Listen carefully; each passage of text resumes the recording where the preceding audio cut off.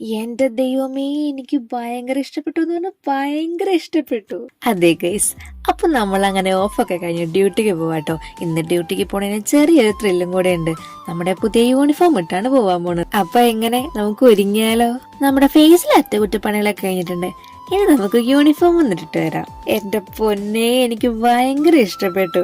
കണ്ടിട്ടും മതി വരണ്ടായില്ല. എന്തായാലും ഇന്നൊന്ന് കുറച്ച് ഷോ ഒക്കെ ആവാം. ബസ്സിൽ കയറിപ്പോ ഒരു ചേച്ചി യൂണിഫോമിലെ എംബ്ലൊക്കെ കണ്ട് ഹോസ്പിറ്റലിലെ വിശേഷങ്ങളൊക്കെ ചോദിച്ചു. അങ്ങനെ നമ്മള് ഡ്യൂട്ടിക്ക് കയറി കണ്ടോ. അങ്ങനെ ഡ്യൂട്ടിയുടെ ഇടയിൽ തിരക്കൊക്കെ ഒന്ന് കുറഞ്ഞു കഴിയുമ്പോ പുരുകൊന്ന് ത്രെഡ് ചെയ്യാൻ പോയിട്ടോ. നാളെ വീടിനടുത്ത് ദേശവിളക്ക് ഉണ്ട്. അപ്പൊ പുരുകൊക്കെ ഒന്ന് വെട്ടി തെളിച്ചിട്ട് പോവാന്ന് വെച്ചു.